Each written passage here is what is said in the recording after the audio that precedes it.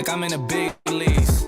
Yeah, told him I'ma hit it out of stance. I deserve another 100 bands. I deserve another 100 fans. Told him this was always in the plans. I just did it cause they said I can. Blowing euros when I'm down in France. Labels asking how I build a brand. Told him put a check up in my hands. Still got time, no cap. Made a few checks, but they all in the rest. Had a few friends, but they suck in the past. I don't even trip when I'm thinking about that. Hopped in the whip and we all in black. Shawty wanna ride to the hop in the back. 0 to 100, seen a rev on the dash. They ain't catching up, dog, I'm moving too fast. I'm in the big leagues. Told her don't miss me. Ballin' like Houston, ayy, feeling like Whitney. I need a bag, bruh, send it through quickly. I'm making his dog, like I'm in a big league.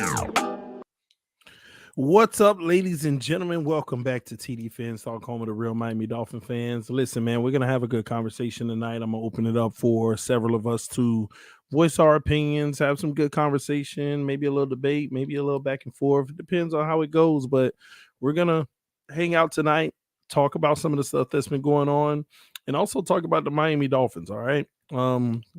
Listen, ladies and gentlemen, we know that the implications of what's been going on for this team right now is serious. It's not a good look. But at the same token, regardless of having an owner that I personally feel is terrible, and an organization that continues to fail us as a fan base, we still love our team, man. We still love our team at the end of the day.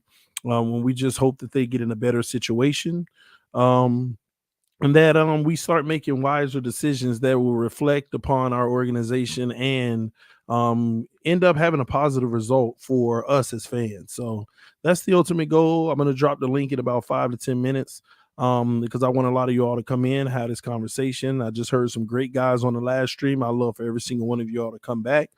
Continue to have a conversation and talk through it, man. Talk through everything that was discussed and more. Real quick, before we get started, though, make sure you hit that like button. Let your friends and family members know about the channel. We continue to grow. We can't do it without you all. So if you know Dolphin fans, just send them a link to a video and say, hey, subscribe to this guy because, hey, man, he's delivering great content. If you want to do that, it'll definitely help us get to our goal of 20,000. We're almost there. And it'll be a huge accomplishment for this channel, and that's what we're trying to reach within the next month and a half or two. And it should happen a lot way before that, but you know, that's just where we are right now. Let me say this, ladies and gentlemen. I'm serious about my series building around Tua Tagovailoa. Part 1 and part 2 has already been a hit. We did our due diligence. We looked at every line. We looked at every salary. We looked at every player. We had great conversations about it. Part 3, we're going to be talking about the money and the draft picks. It's not going to be long. But part 4, I want you all prepared for. I don't want to do part 4 by myself. I want all y'all Dolphin fans to be prepared for part 4. I want to bring on several people every night, and I want you to play the game, build the team. So when I say go do your research, go look at the free agents. Go look at how much they're expected to cost. Go look at part 1 and part 2 so you understand where we are as a team. I want this to be like this, like a game, not in a gamey game format, but a game where, all right, who wants to build the team tonight? I want to really do this and look at everybody's scenarios, what their priorities are, how they would build this team, because we built the infrastructure for it. So all my real hard Dolphin fans that love to participate on this channel, take that series seriously for me, because I need great people and great minds to come up with a sufficient way to build around Tua where we still got a chance to win a Super Bowl. And because this is the game, you can build around them, but it's my job to critique it and tell you why it won't work, and it's your job to prove why it will or what adjustments you're going to make sure it does. That way we could dig it down to a great team around Tua, if that's what we end up having to go with. Okay. Jim Klinder with the donation. Thank you, everybody who's donating to the channel. Y'all been donating quite a bit lately, man. It's nothing but love. It definitely makes me feel good about what I'm doing because it tells me that people appreciate the hard work, man. So all y'all who donate $2, $5, $10, $20, $50, Cappy the Penguin, always do that. But Salute to y'all. Thank y'all for the love. I don't ever ask y'all for nothing. Y'all be doing it out of the kindness of your own heart. So for those people who think you got to pay to be on this channel, it is not true. All the money you see coming across the screen is those who are doing it out of the kindness of their heart, okay? I don't sit on here and beg people for money for those who criticize me. And keep criticizing, because you're going to continue to see people show love. So I just feel like it's hate. But anyway, Jim said, what is Flores lawsuit is about? What is Flores lawsuit is about? Okay. What is Flores lawsuit about? We're going to take is out. I thought it was about racism and the dysfunctional Rooney Rule, or is it to get Ross in trouble for alleged tampering and tanking incentive? I'm glad you asked that question to start out the show, because this question is going to lead me to open it up for the panel, because I'm going to drop the link and have the panel backstage start to gather people who want to come on and have a great conversation. Now, if y'all just coming in on to sit around and not talk, don't come in here. If you coming in and just sit around and not talk, don't come in here. This is for people who have something to say, have a great conversation, and can respect others' opinions and go back and forth and not cut each other off. Those are the only people I want. Okay. Now, let's answer your question though. What is his lawsuit about? I thought it was about racism. It is. And the dysfunctional Rooney Rule. It is. Or is it about Ross? Or is it to get Ross in trouble for alleged tampering and tank incentives? No, it's not about getting Ross in trouble. Ross comes into play as a part of showing the racism and the dysfunctional Rooney Rule and how African Americans are treated in the league.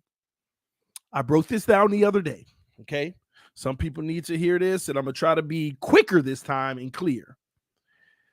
You have to follow the timeline that Flores and his legal team is outlining in the lawsuit. What he's trying to do is show you what happened with him in Miami. The only reason he's bringing up everything that happened in Miami is because they went on a smear campaign when he was silent. He knew where all the bodies were buried, and he was silent about it. He went on about his business trying to get a job. And when he found out that job was offered before he was even interviewed, any normal human is going to say, gosh, man, why would that be? They don't like me or something? What's going on? And as you continue to hear every single day in the media how much of an angry black man you are, your mind can only tell you this may have an impact on me getting a job. And we could go off of rumors, but I know that this organization is spreading rumors. I need to clear my name if I'm going to even have a chance to get a job. And on top of it, this is some foul play what's happening with the Giants anyway. At least don't tell the man he got the job, even if you want to give it to him. Interview me, then give it to him. But you're wasting my time, and that's disrespectful. That is disrespectful. So you know what, NFL? Is this how you want to treat me? This is how you want to treat black coaches, because there's a history of it, and now I'm becoming one of them. Another statistic of how you treat black coaches. It's time to expose everything. If you want to do me wrong, it's time to expose everything that's going on that ain't right for minorities in this league. I'm getting fired by the Dolphins, but at the same token, I know that part of the reason I'm getting fired is because I'm not a team player. They put out in the media that I'm not a team player just from legal things, but I'm not a team player for illegal things. So remember that, ladies and gentlemen, when they say that they did not have the continuity, there was no collaboration, that's because Brian Flores did not want to participate in illegal activity and unethical, unmoral activity. It's that simple. So when his owner asked him to do something unmoral, unethical, and could have legal implications, and he says no, he's not a team player. He's not a team player. So they put that narrative out, but they allow people to run with it and say, oh, he's not a team player. He's not getting along with the staff under him. But why is it that when the Giants interviewed his entire staff under him, he got nothing but flying colors and raving reviews? That came out from the Giants media, that they interviewed almost the entire staff of Brian Flores, and he got nothing but flying colors and raving reviews. So where did that come from? Is this man not allowed to defend himself in the accusations and the rumors that are out slandering his name? Yes, he is. And a matter of fact, it's time for you to know the full story of why I'm getting fired. Because I'm not getting fired for having a bad relationship with those around me. I'm getting fired for having a bad relationship with the front office and or ownership, because they continue to put me in toxic situations that I refuse to be a part of. And since I refuse to be a part of and just do what they tell me to do, which most of the things are unmoral, unethical, and illegal, now I'm the problem. Because I'm not willing to fall on the sword and do what they want me to do. I'm the difficult one. As they've so easily painted many African-American coaches for years and years and years and years.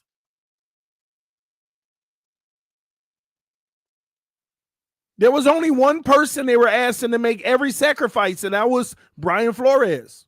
I want you to sacrifice your morals and integrity and go ahead and tank, even though it's unethical whenever it comes to the competitive advantage of the sport, even though it's unethical to your players who are on contract years trying to make a living and you're making them look bad, even though it's unethical just you being a man. We want you to take that loss for the team. We want you to do that. We want you to screw over the players. We want you to screw over the employees that are working hard to help build a winning organization. Because it's all for the greater good of getting a top quarterback. We want you to take all the risks. We want you to risk being suspended or kicked out of the league, banned. We want you to take all those risks. All for the opportunity to potentially tank for, who knows? Was it Burrow? Was it Tua at that time? I don't know. We didn't know until Tua got hurt that they were more favored than Burrow. We don't know what the real ask of Tank, who it was for, but that's what they were asking him. And I'm sorry. Shame on you, the people who are saying he should have did it. Shame. A man is at fault for doing the right thing. Shame on you. This is what this world has come to.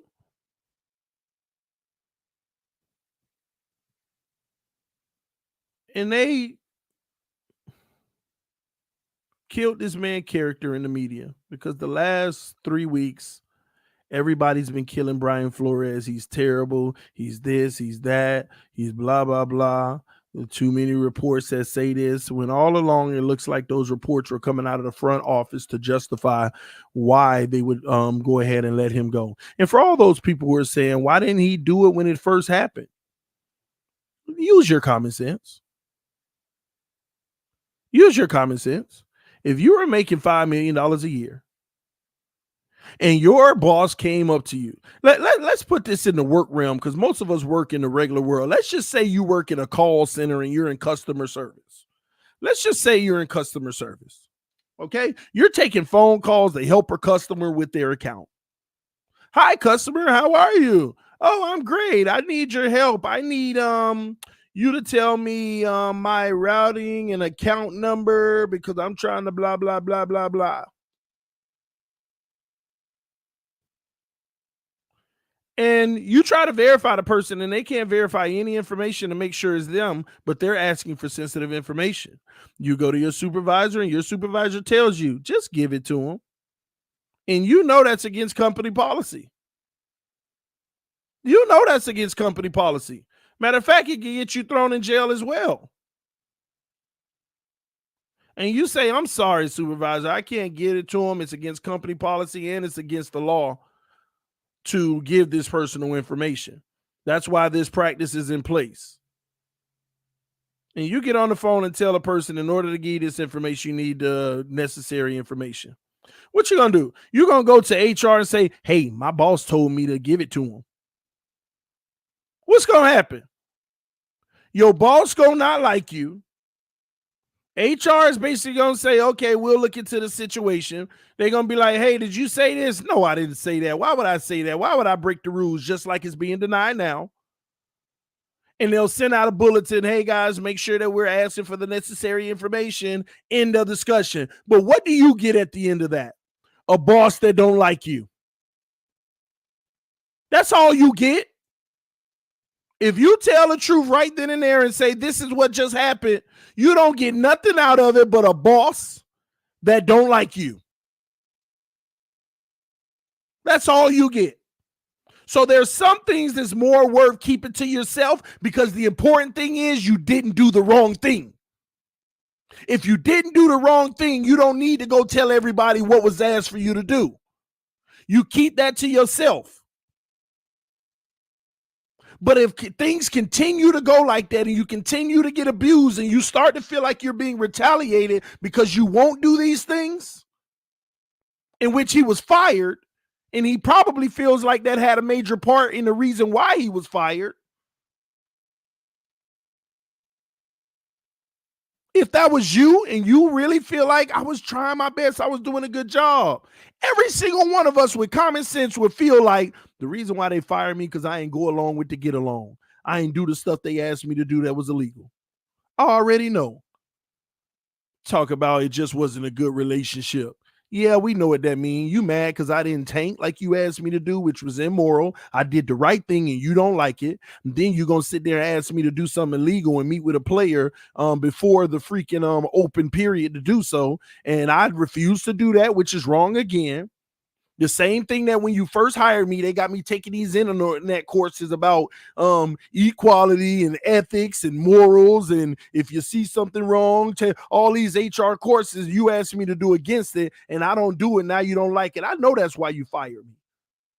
And the sad part about it is all these people around here trying to make an excuse for the organization and defame Brian Flores.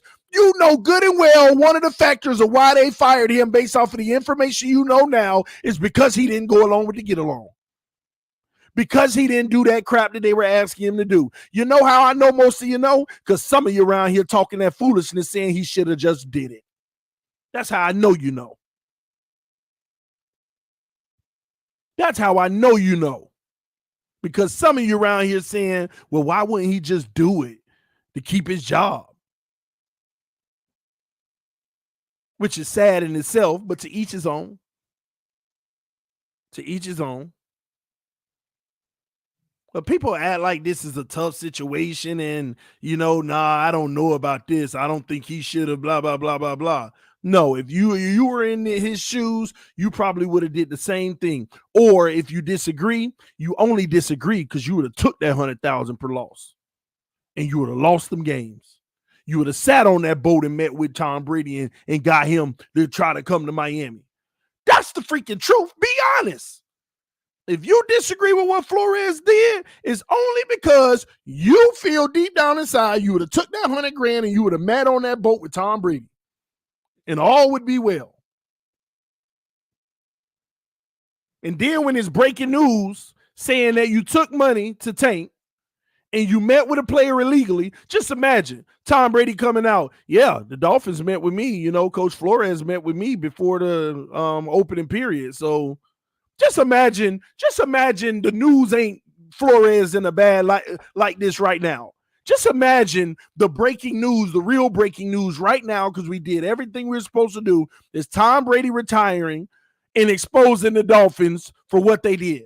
Imagine that. What do you think that would do for African-American coaches going forward in the future? What do you think that would do? Imagine that. Tom Brady's saying while he's retired now, he has nothing to lose. Yeah, the Dolphins met with me early in 2020. They tried to get me to them instead of the Bucks during the tampering period. It was illegal, but they tried to meet with me. We went to Stephen Ross's bowl. What if that would have came out? Everybody would have been pooping on Brian Flores. Oh my gosh, why would Brian Flores do that, man? We finna lose draft picks and everything. See, you ready to poop on him when he get caught. Think about that. If we had got caught doing something like that, y'all would be mad at Ross and Flores. Why would Flores even do that? He know how tough it is for minorities, and he gonna sit there and do something like that. He know the rules. He got to take ownership too. It'll be a reverse conversation, and that's the sad part about it. People getting on him for what he did, but if we did it and we got caught, it'll be a reverse conversation. Those same people will be talking crap about Flores. Why would he do that? He knew he couldn't do that. He know better. He was in New England. He should know better than all people.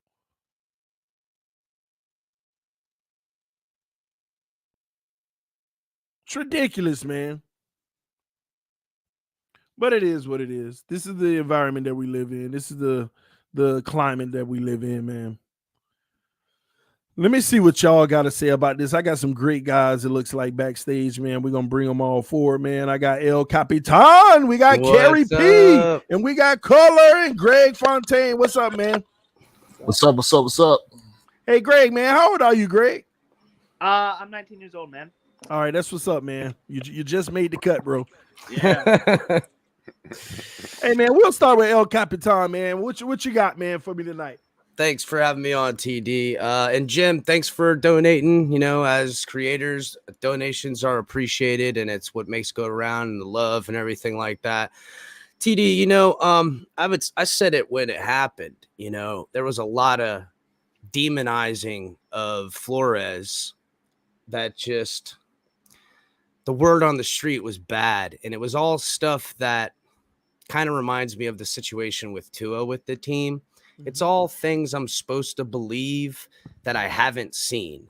It's all things that are speculatory at best. It's all, there's no evidence to these things. And I'm not saying that some of this stuff didn't happen that Flores said about people, but to me, I've never seen the PR team come together this way to, as a man on his way out the building, they just kept piling on and making him appear to be something I hadn't seen up to this point. I seen a guy who was a darn good coach. I seen that he had the respect from his players. I also seen that in some points, yes, maybe there was some shopping around for a quarterback behind his back, but I don't know how much Flores was connected to that. And as we could see, I've had a problem with Ross for a while. Okay. And I have a little hashtag toss boss Ross going on. I'm trying to get it to get a little bit of steam because I'm sick of how every 3 years we're in a scandal. So what I'm supposed to believe is that I don't see this from Flores, but this happened, and I'm supposed to believe everyone that's told me whatever. Now, no one's put their name on it. There's no quotes. There's no exact evidence. It's all, I don't know, mystical land nonsense. You know what I'm saying? It's all just out there that it's gossip, guys. It's gossip. And maybe some of it's got something to it. But I've never seen an organization dog a guy like this. And when everyone was like, oh, I'm like, well, let's just wait. Flores can't say anything. He's literally trying to get a job. There's no way to get a job as a head coach by telling people, talking crap to your business, especially in a public way. And to me, when he realized that he was still being used and annexed out towards the end, guys, and I'll come back a little bit. The one thing I do kind of believe is that he stopped talking to his coaching staff in some ways. I don't know about after the loss and weeks on end, but definitely it looked like from the Tennessee game on, there was lack of communication. And it's probably because Flores seen the writing on the walls. He felt the ground moving beneath his feet. And anyone who's ever worked somewhere that's been fired, usually it's one or two things. It's one, you did something really bad to get fired, or two, people are conspiring against you.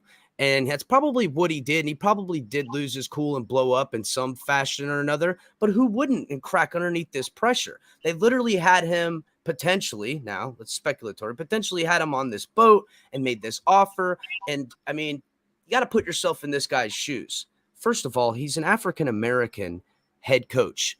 And although everyone says what they want to say about the equality to it, the bottom line is this: there's only 32 of these jobs, and right now only one African American is a head coach right now. And for him to have this job in a rarity form, being the new guy, maybe he doesn't I don't know. Is this the way it works? You know what I'm saying? Is this a setup? Are they trying to get this? Because I do know if he did make the deal with the devil that day, he would have been owned. And that's what he didn't want. He didn't want to be owned. And I don't blame him. I commend him for being a man of conviction and a man that has a code and honor to not put himself in a compromising situation to what his personal beliefs are. And that speaks to the kind of guy I've seen on the field. Because if you guys remember all the way back when, and I can recollect from the episodes when he would be interviewing, they would ask him about the tanking, ask him about these rumors, and he was dead stoically so, dead certain, I'm not tanking. And that was shown by the product we got on the field. And he didn't give up. And if we look between the lines, we can actually see the fight between upper management and the coaching staff. It kind of reminds me of the movie Major League. And I said this on my show. Kind of reminds me of the movie Major League. They banded together against the owner to win in spite of them trying to make them lose, clipping them, not giving money, giving them subpar talent, coaching staff, whatever. Now, when Flores got fired, he saw that the cliques started taking up around him. He knew he was going to be pushed out. And as anyone on the way out of their job, you know, you're getting fired from, you ain't working hard. You know what I'm saying? I'm clocking in early and leaving early or whatever. You know, it's not that he doesn't care, because he's obviously a man of integrity, but it always gets ugly when you break up and you always talk trash about your ex. And I understood that. But this wasn't trash talk. To me, it seems like they knew something that he could potentially use against him. And from the moment he got fired, all it was a smear campaign to devalue his word as a person, not at anything else. And when he tried to get a job somewhere else, he seen that he was being, you know, blocked in a way and used. He called it blackballed. That's what I was going to, he got blackballed. And they literally, that's the racism part of it to me. Because he's looking right now and he don't have any friends. No one's on his side. El Capitan, I have to elaborate on that. People say, where's the racism though? It's his inability to get hired right now. That's right. And shout out to Ron Rivera today. Did y'all see his report? No, sir. Ron Rivera? Yes. What did he say? He came out in defense of Brian Flores, and he basically said, this is, when I read the lawsuit, I just have to take Brian Flores' side because it is unfair. If I was to blind my eyes, this was Ron Rivera's words, and this is where people don't look like an African American. Those are the people need to speak up. And that's why when I hear some of you guys, it's greatly appreciated to hear from some of you guys that don't look like me as far as your pigmentation and stuff like that, because that's what matters most. All right. My word, your words, unfortunately, matter more than mine in a lot of cases. 100 defending this type of stuff. So honestly, TD, the fact that you have to say that to me is that it feels that way to you. That disgusts me that still is happening. It's embarrassing. It's embarrassing to me, bro. That's where we are as a nation today. That's where we are. That's not though, Kari. It's not. It shouldn't be. That we've grown past this in so many ways, and the fact that it's happening in the NFL only demands what calamity comes to them, guys, and that's government interference. Well, we'll see if that happens. It's going to take time, but Ron Rivera, salute to him. He said, man, when you close your eyes and you just look at resume versus resume, nobody had a better resume than Brian Flores. No doubt. He said, when you look at all the openings, look at Frazier and Bieniemy, and none of those guys have a job, erase their skin color and give the general managers resumes without seeing anything, all three of those guys would probably already be hired. But why aren't they? Look at Caldwell. Why aren't they? The enemy's the one that really gets it for me, because look at the enemy, bro. I mean, First of all, who has earned it more as a coordinator in the new age of football? It's Bieniemy. I think where the systematic problem happens is, and we've seen this firsthand as Dolphins people, we've seen how hard of a time he had with getting a staff and people willing to side with Flores, and potentially, for whatever reason, when Flores gets staff members from other places, it's viewed as a bridge burning, not viewed as a up and coming coach building his staff. Where everything else, it's a part of growing a tree. Where Flores, and I'm guessing it's because he's African American, it's viewed as he has burned a bridge and lopped off a limb from somewhere. You know, when McDaniels is being talked about, or excuse me, McDaniels being talked about, it's a Shanahan tree build. When Flores, he can't even get an offensive line coach that in some ways. I don't know the extent of who he chose, but we saw how much he struggled.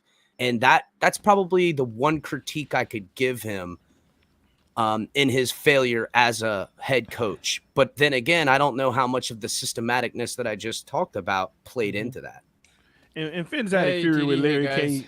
What's up, man? Said the racism is also using him as a prop and pawn, putting him through sham interviews. And Michael Rigolato said Trevor Penning looked good at the Senior Bowl. Okay, good to know.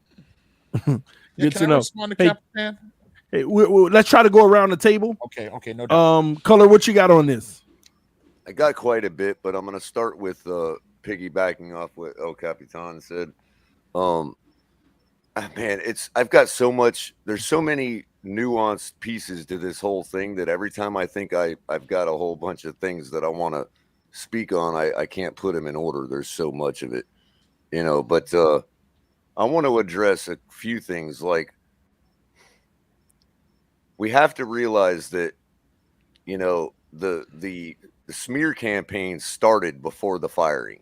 Yes. Let's be honest. Facts. Okay. And it was strategically it like did. 3 weeks strategically.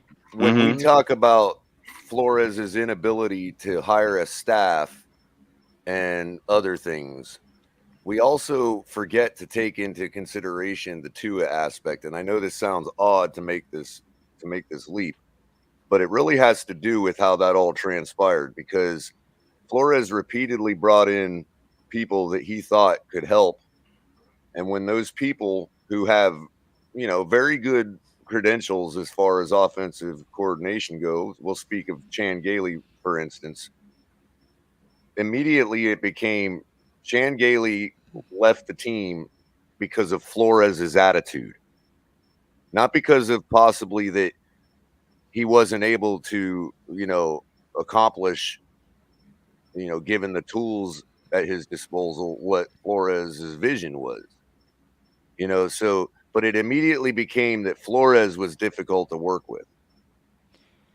Every single thing, every single piece of negativity that's coming out of our building since Flores got hired with the team has been put on his shoulders. Every bit of it. I challenge anybody to go out there, other than the people, you know, like that have called, you know, like Tua detractors that constantly, you know, or let's call them haters. I challenge anybody to find a situation where somebody said, you know what, that's not Flores' fault. I mean, everything, you know, from people not wanting to work with him, not building staff. I mean, we only get one side coming out of that building, and it's constantly been that Flores is the issue. Now, to further Capitan's point, and this has to do with the statements released by Stephen Ross and by John Elway, they kind of just, when I look at those statements, I feel like I'm not even functioning in the same universe that I was in 5 minutes before I read them. Because now that the slander is being slung everywhere, let's go ahead and call it what it is. Okay.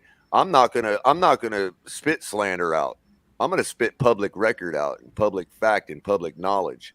And the fact of it is, Stephen Ross is an obvious liar. So for somebody to come out and try to take the high ground and claim integrity, that's just irony to me. On the other token, John Elway. I'm not gonna mince my words. Okay, I grew up watching John Elway. I grew up with all the off-field issues that the guy had. Okay, he's a known alcoholic. This is not something I'm just throwing out there as slander. Okay, so for a known alcoholic to come out and claim that he didn't look disheveled or as if he was drinking all night before, that's another thing I'll get to in a second. But what we've seen from Flores' image that's been presented to us from the get-go, I have not seen one bit of lack of integrity, honor, measured thought come from this man. I've never seen anything like that. I mean, I've never seen anything but that, I should say. Now, we have the disadvantage as the public and the viewers to only see what they present to us. So is it a possibility that Flores is some kind of weird psychopath or sociopath that we never knew, and it comes out every time he gets up? Look, we're talking about a bunch of major assumptions, but when we look at the other people slinging the mud, we don't have to make very many assumptions about them. There you go. So it became clear to me what was going on. Now to find out why, like a possible reason why all this was happening, and then to turn around and say, oh, well, that's justified anyway. Even if in other words, if I corner somebody in an argument about this, they fall back on, well, he's a snitch. Well, Ross was only doing what was best for the team. I mean, really? Is that how far we've fallen? That's sickening to me. People that say that stuff, those are the sick people to me. Yeah, I'm sorry. I don't care if anybody on this stream and on this panel agree. You are sick to me if that is what you believe. At the end of the day, right? You're taking the low ground and defaming a man who took the high ground. And I'm wondering, are you finished with your point? If that has something to do with the image that was created by him, of him by the slander. Like, is it easier for us to say in other words, do they actually think that cheating, which what tanking is, I'm sorry, we can make a whole show out of it if you want, and I'll argue with anybody to the ends of the earth about it. Tanking itself is cheating. And and for the people that were fine with it from the beginning, that's your own moral decision you got to make. But to smear a man because he wasn't willing to make that same decision, and to tell me that, if we were talking about a white man here, would we be saying he's a snitch? Would we be saying, because we all hate Ross. Everybody in this whole thing claims to hate Ross and hate what's going on, but then they want to turn around and say, well, he was willing to cheat for us. How honorable. Are you serious? Right. Yeah, that's ridiculous. Let me point out a little fact. Yeah. We're talking about allegedly $100,000 per game paid to Brian, or willing to be paid to Brian Flores for each loss. The only way to get Joe Burrow that year was to go 0-16. So if you take $100,000 times 16, that's $1.6 million. And I'm sorry, we were 12-4 and 7-2, had just come off a Super Bowl appearance before we got Dan Marino. Okay, we didn't need to tank. And so if you take that $1.6 million, I'm wondering what kind of scouting department we could have purchased with that to find the next Marino, instead of attempting to pay our coach $100,000 per loss so we make sure we get a top draft pick, which has never been known to be a sure thing in the first place. We got what we deserved for cheating, and I commend Flores for bringing that out. Okay, this is something it's just it's amazing. I don't want to interrupt. Really is. TD, I want to throw a point on top of what color I got to run. Do the cash check and bets. And thanks again, TD. And I want to just throw this in there real quick to color. I feel like in some ways, did they think that they could offer this to Flores because he was an African American man? That's what I'm getting. I think that's the point that color's trying to get to. Absolutely. Did they think that they could do that to him because he was an African American and because man? Of the desperation, they know how rarity it is, and they thought that they could buy him. And I'll leave you with this point. The NFL is getting into betting. We got a team in Vegas, and that's the international dollar coming soon. And it's going to be live betting, and it's going to be on anyone and everyone's phone. And they're going to have to clean this up because we're talking about cheating here. We're talking about people's money behind it. And that's why I believe that one way or another, whether it happened, didn't happen, racial, all this stuff, the government's going to get involved, and they're going to have to make some kind of special committee to watch to make sure teams aren't losing on purpose, aren't paying players, aren't paying coaches, aren't cheating in this way, because we're talking about money in Vegas, and they had to do the same thing back in the day with Vegas on fixing machines. It's just the process in which things happen. And I hope to God that along the way of whatever corrections come, that this even playing field happens and this kind of ugliness finds an end point, because this game has been made better because of its inclusion.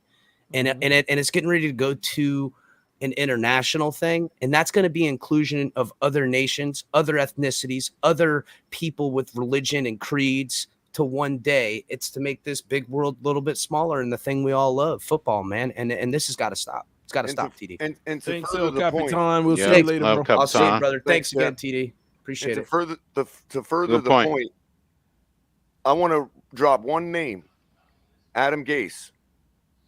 Now, one could argue that Adam Gase was smeared in the media because we all think he's a goofball and we all made fun of him. But how much of that slander that we put out there on Adam Gase affected him from getting a job within a week with the New York Jets?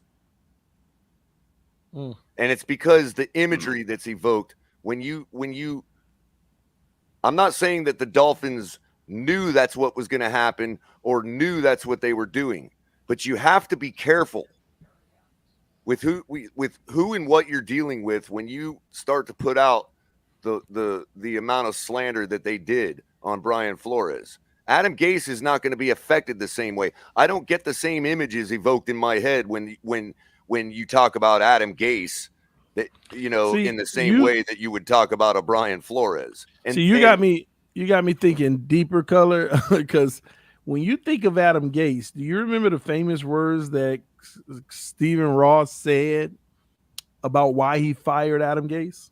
I do not actually. No, he said because he wanted to win now.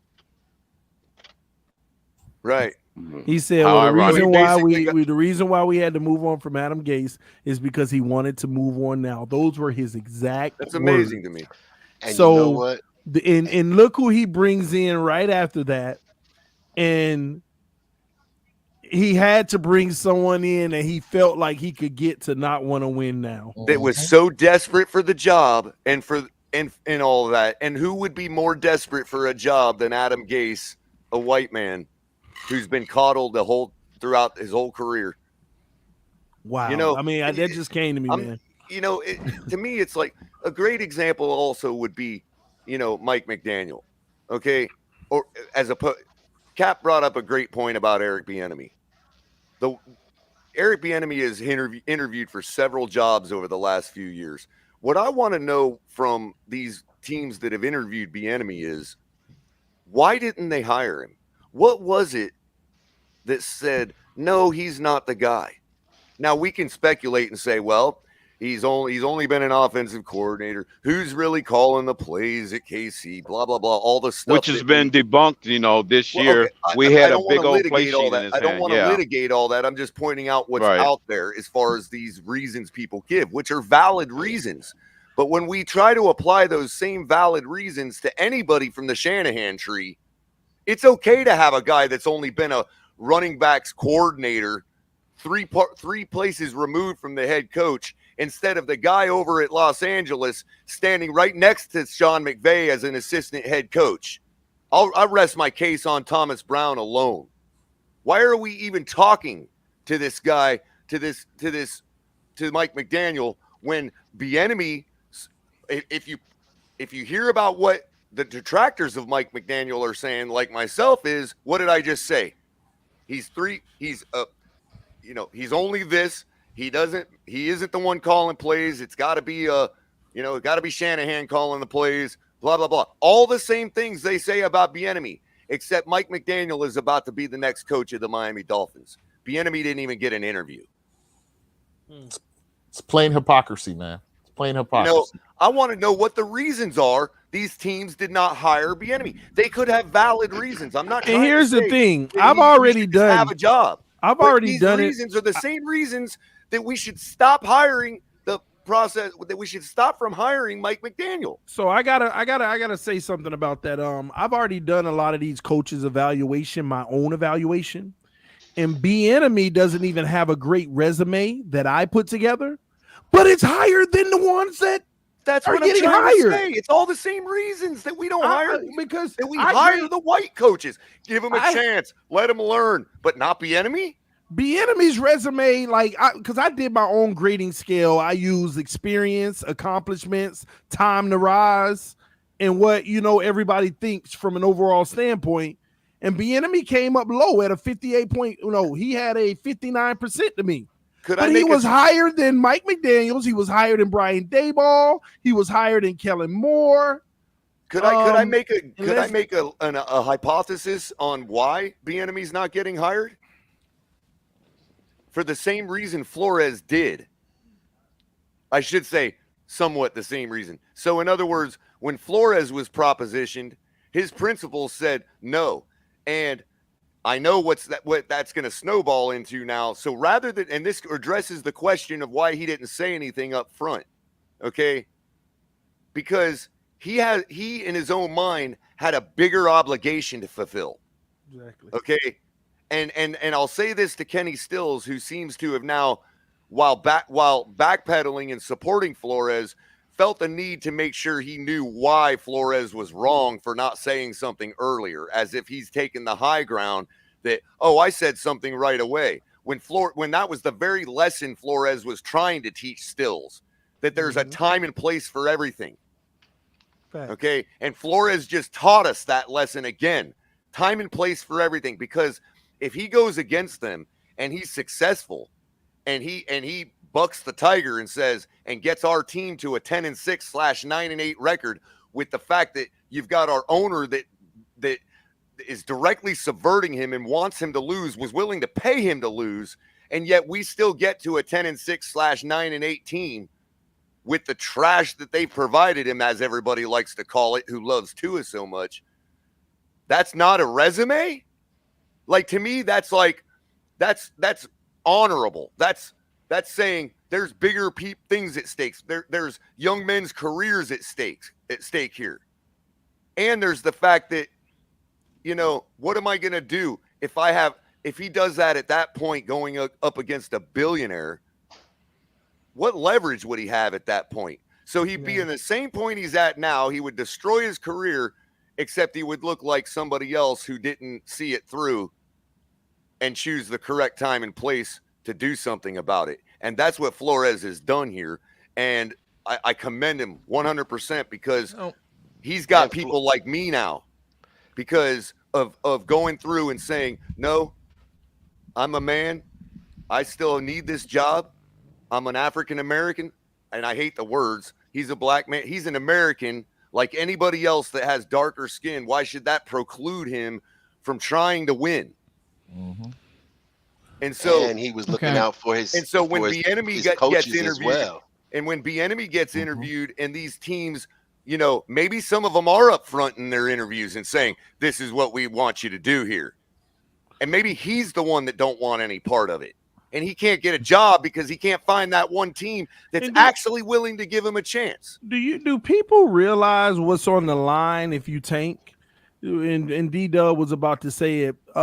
If you tank that year, your coordinators that's trying to become coaches get ignored. Your freaking wide receiver coach is trying to become a coordinator. Everybody on that staff that's trying to get a promotion, working their behind off, gets ignored by the NFL because your team sucked. You're nobody. That's just how it works, man. It's not just him. And if he gets fired, and there's an example of it because our fan base has actually, when he got fired, our fan base has been holding him responsible for year one. And how many players are going to get hurt in the process of that tank? when you're calling all of those false How many people have plays. you heard say, "Oh, Flores was 5-11 his first year"? And here They're we go. holding him responsible for that. And you They got hold Doug him, right. Peterson. Doug That's amazing Peterson to just me. got hired by the Jaguars. So At least his resume is worth it. Right. Listen. my Mm-hmm. So I want to make sure that we have some order on the show. We're doing a good job so far. We want to go to Kerry Pete and Crypto, then Marcus, who came in last. Can I just and then conclude D-Dub. for that, TD, real quick, so we can jump off properly? Mhm.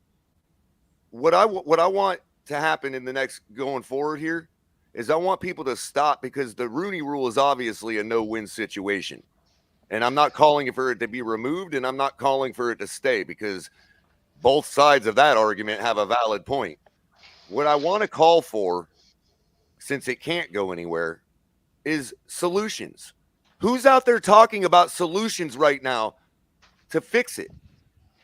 And I appreciate that, D-Dub. And I've got a whole list. I spent this afternoon starting an outline on a whole list of things we could real things. Some of them probably will never happen because maybe I was brainstorming, but some of these are real solutions that could fix the issue, or at least go a long way to make sure that we can trust that the blackballing isn't going on. So I'll leave it with that, and I'm gonna keep exploring that and keep thinking of different solutions, and eventually when bring you're done it with to the list, make table. sure you hit me up and let me know so we can. Yes, I will. Talk Absolutely. through it, all right?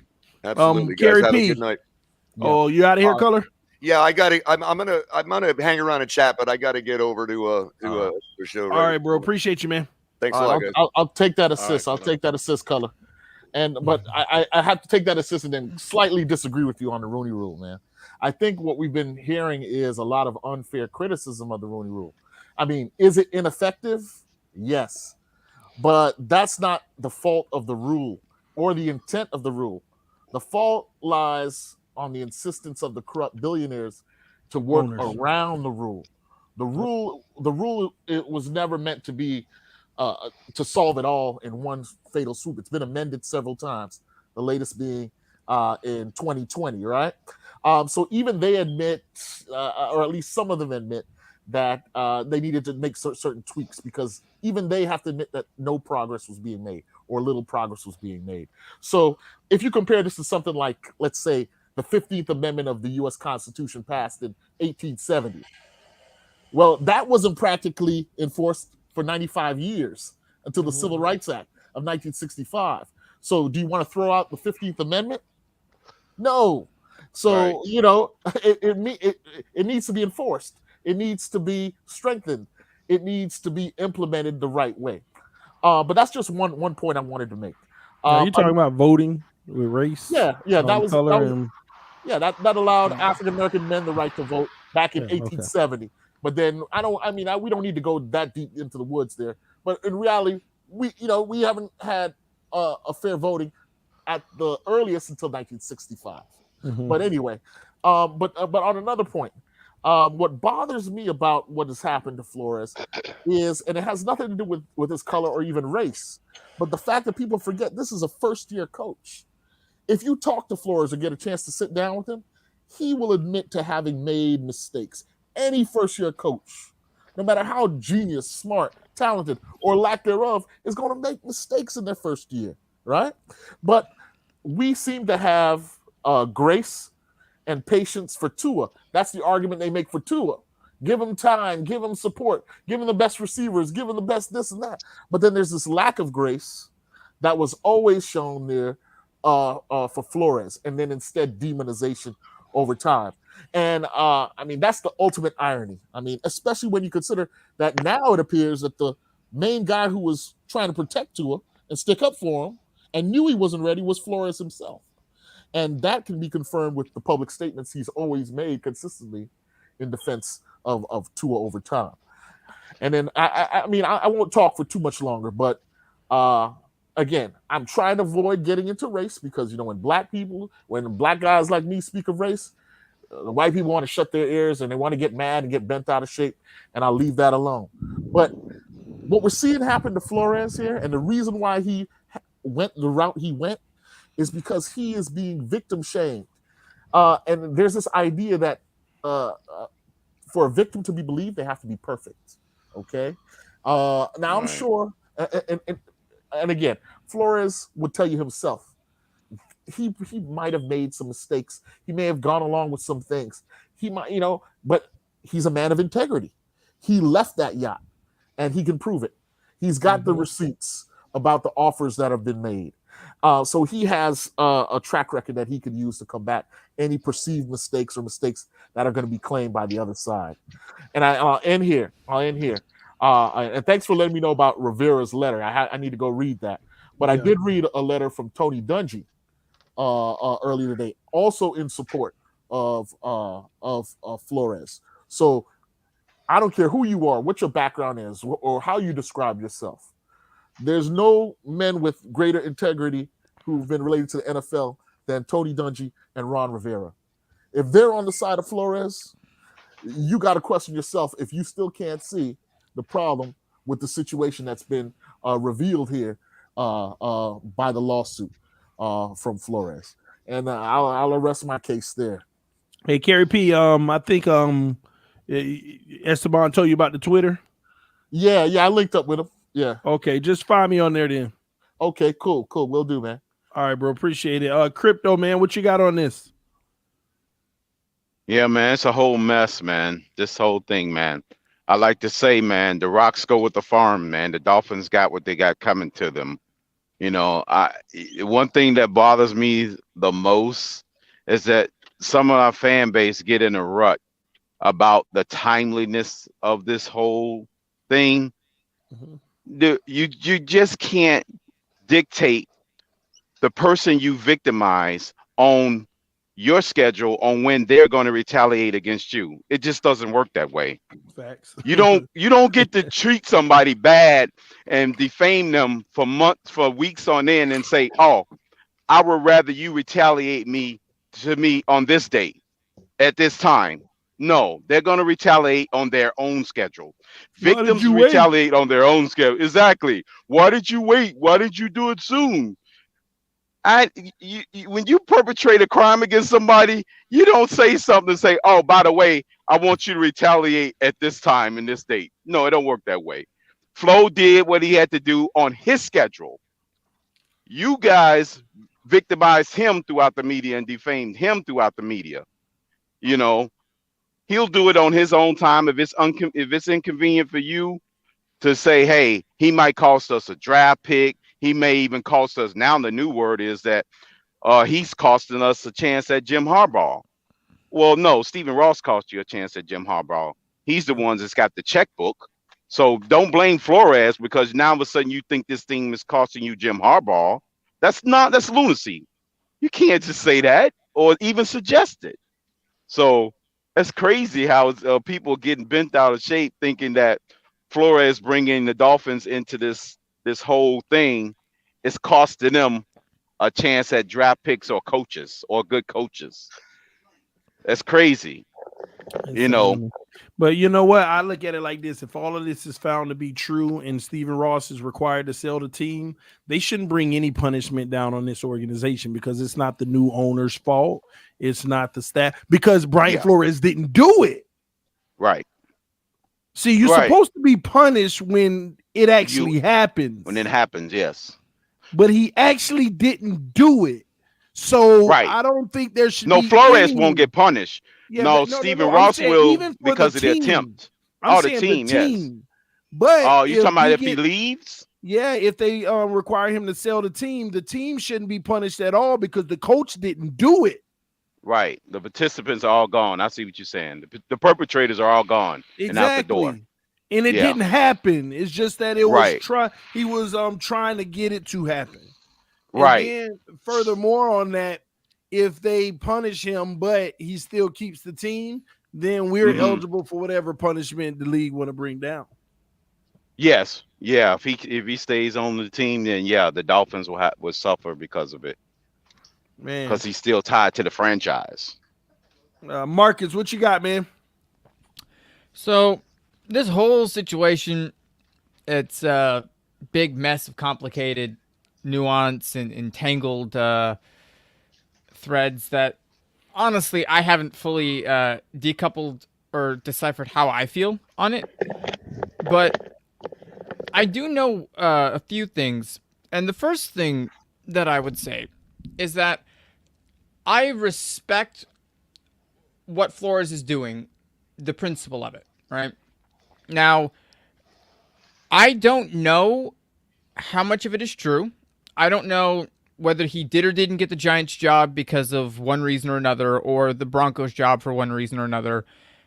I don't know any of that stuff for sure because I wasn't in the room when they made the process. I can't read the minds of the people who made the decision. But if he can prove that, they absolutely didn't hire him because he's black, then, you know, good for him. That kind of stuff needs to be outed because it's unacceptable. That being said, that's not to defend him as a coach because I do have my problems with him as a coach and the things he did. Did I want him fired? I'd have given him another year, to be honest, but I can see why the firing was made, all that stuff. My main point is that Ross is a problem for the Dolphins. And he's been a problem for the Dolphins since he bought the Dolphins. So don't get me wrong, he's done a lot of good stuff for the team too. He's poured a lot of money into the franchise, into the facilities, into the stadium, and you know all that is very much appreciated. But he seems to have this idea that the rules kind of just don't apply to him, you know? And that's why, among other things, I actually believe that he tampered with Tom Brady. Probably because, like, everybody tampers, but it's kind of just hush-hush. A lot of teams do tampering, but that still doesn't make it right. It's against the rules, and you should follow the rules. Now, I also am absolutely, like, not questioning the fact that he probably did offer to pay Flores $100,000 per loss, right? And good for Flores for saying no. I'm going to be honest, if it were me, I'd have quit right then and there and brought it public. But I can see why he didn't. He's not me. He's got different motivations. But I'm just saying, for me personally, integrity is a big deal. And if you're going to cheat at the game, there's no point in even playing the game, right? I don't care if it makes sense, if Ross was just doing what's best for the team. No, right? The players and the coaches have to try to win. That's their job. That's what you pay them to do. That's how the whole game is supposed to function. So you would have quit? I'd have quit. Now, I love the Dolphins. So imagine me getting the head coaching job. You would have quit and threw away your coaching career? Yeah. That's what that would have been, throwing away your whole coaching career. That's what he's doing now. Why not just do what's right, say no, and continue? No, but if you would have quit, you're throwing your money away. If they fire you, you keep your money because you had a guaranteed contract. Right. I suppose. I mean, like I said, I'm in a different position, and as far as like speaking for the money, I don't know. Like, I'm not gonna try and shame the guy because he didn't immediately come out and say something. I'm just saying that, like, for me personally, I absolutely would not have done that, and to be offered that shows such a lack of integrity from the owner that that's not the kind of guy I would want to work for. So I would quit then and there, and then probably make it public and be like, "This is why I quit. This is what he did." It's just now I know that's what you would do. It's just interesting. So if you had a family, let's say you had 3 kids, you got to pay the bills and all of that. Well, and, I don't have a family, so that does help. If I had those considerations, it would, in his shoes, you know, would it be the same? You would have quit. I don't know how much money he has saved up from his time working with the Patriots. I don't know what the stipulations on his contract would have been if he had quit or whatever. I don't know. You lose it all. Lose all that money? I don't know. If I were in a good position financially, like I'd saved my money and I, you know, made investments and done all that stuff when I was working with the Patriots to the point where I didn't need the job, I absolutely would quit still, even if I lost all the money. Yeah, I get it. If you got $20 million in the bank, you could think like that. But I know as an assistant for Flores, you know, you're not making crazy money. You're not making like $100K a year. Yeah, as a head coach, you finally change your family's life. And true. And you got a guaranteed contract, and the only way you don't get the money is you quit. I mean, Yeah. I just look at it as just do the right thing and don't quit. And they want me to do something illegal, no, but I ain't quitting. Fire me and I still get my money, you know? Yeah, I understand that position. Like I said, I don't necessarily have a problem with it, and I don't like. I'm not saying Flores is a coward because he didn't do it or anything like that. I'm just saying, for me personally, that's how important the integrity is in that aspect, and that's how little I value Ross. If this is true, now again, it could be fake. It could be Flores going on some weird, Machiavellian tirade and trying to like manipulate, pull power. I don't know. I believe it's true, though. Well, honestly, if you ask me. Here's the thing that I'm still trying to understand. It is so freaking ridiculous to me that none of the media is talking about one specific thing. It's easy to just go ask this one person. Tom but Brady? why? Yes. Why is nobody talking about the yacht meeting? Why is nobody saying, let's just go ask Tom Brady? No idea. Not a single person of the media is bringing it up nor mentioning it as part of the situation to even bring any validity to anything. Yeah. That would be the big one that'll get you to start believing or not believing certain things. Honestly, I basically already believe it because tampering is a rule that's very often ignored by teams. And Ross is the kind of guy who would ignore the rule, even if he was the only one doing it. So that I 100% believe. And that's also the only thing that was actually breaking, like, because the tanking thing, he offered to pay, but it didn't happen. So technically nothing bad happened as far as the team is concerned. But it doesn't matter. It's still a crime. I'm saying still a crime.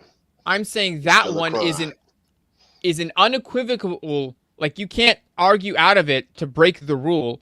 And I get that because, like, Ross has connections with gambling sites and stuff that's considered fixing, and there's all kinds of stuff with that. And so I'm gonna let that stuff play out. But, like, the tampering thing, you could get him on if you just asked Tom Brady, did you meet with Ross? Right?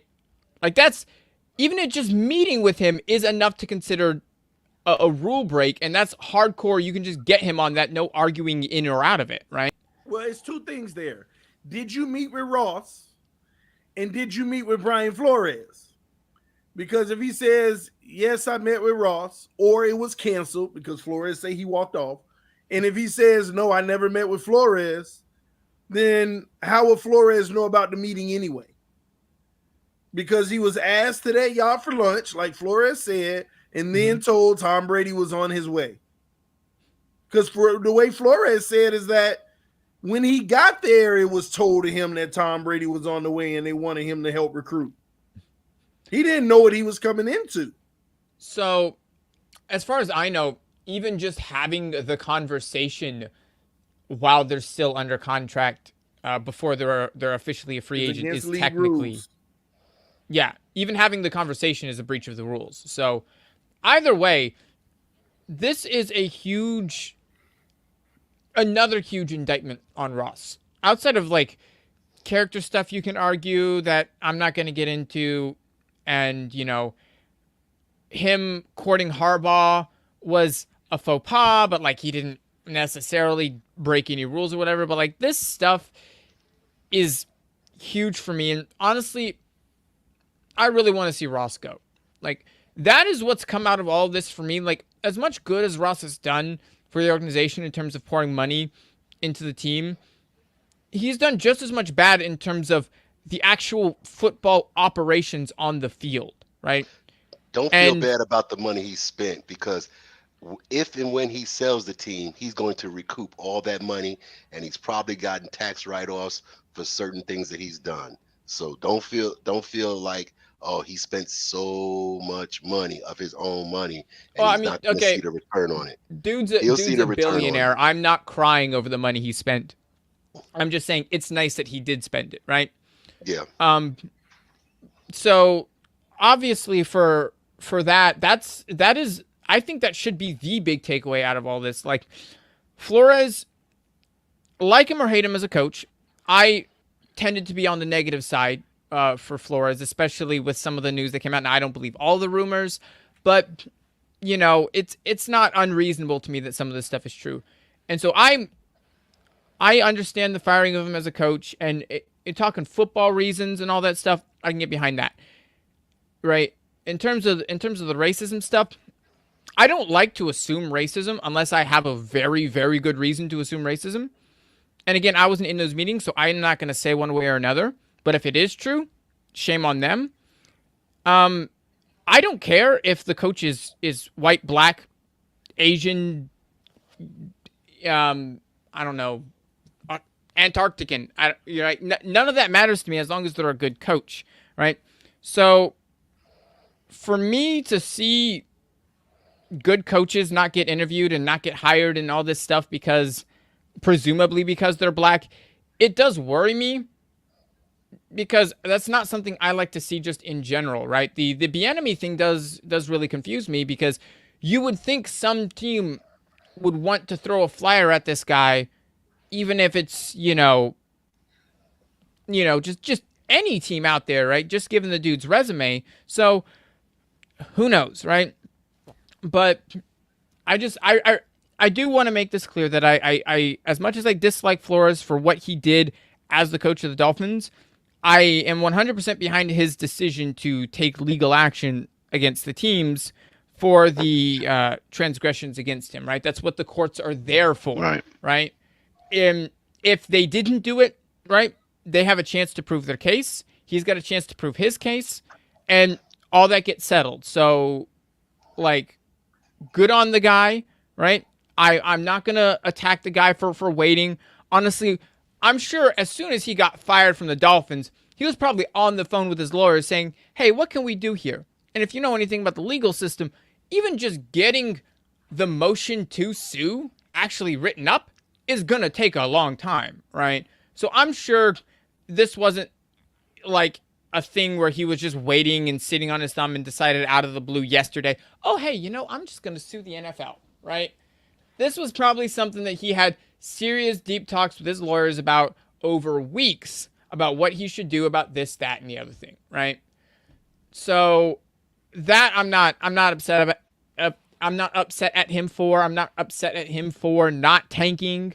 I'm not upset at him for any of that stuff. And I think that people should seriously take a hard look at themselves if they are in favor or defending his decision to do any of this stuff. Like, you can think the lawsuits are frivolous, right? You can think that he's making a big deal out of nothing, but the fact that he's taking it to court and going through the legal channels and trying to get, recompense for his grievances, you have to respect that, regardless of the merit of, or the perceived merit of the case. Like, you have to respect that.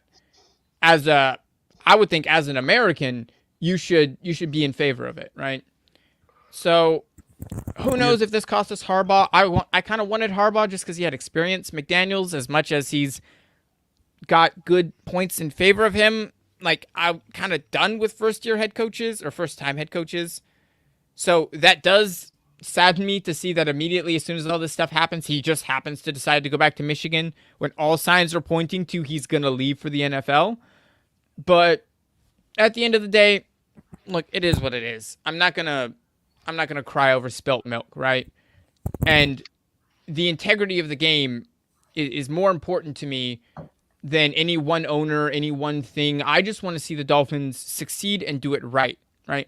The reason I hate the Patriots and the Raiders as much as I do is because their long history of cheating and breaking the rules, right?